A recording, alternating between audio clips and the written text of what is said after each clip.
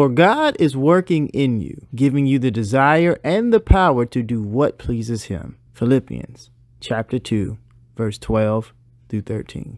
I was watching the highlights of the 1992 Summer Olympics when I could hardly believe my eyes. An amazing event had taken place during the 400-meter dash that afternoon. A runner from Great Britain by the name of Derek Redmond had suffered a leg injury during the race and had fallen on the track. With no hope of placing, Derek refused to quit. Stay tuned. Bible 360 starts right now.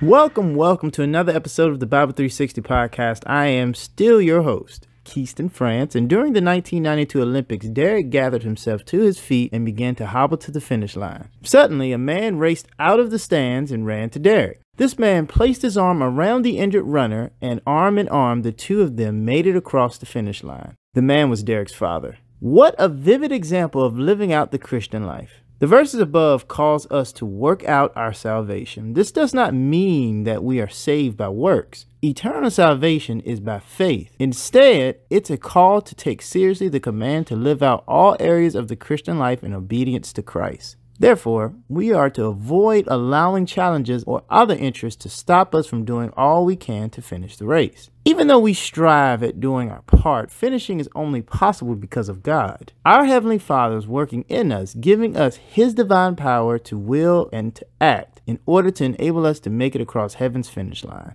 No matter the challenge or temptation, Philippians 2 and 13 reveals that we have a Father who will walk with us arm in arm so we too can finish the race He's given us. He who calls you is faithful, who also will do it. 1 Thessalonians 5 and 24. Think about it.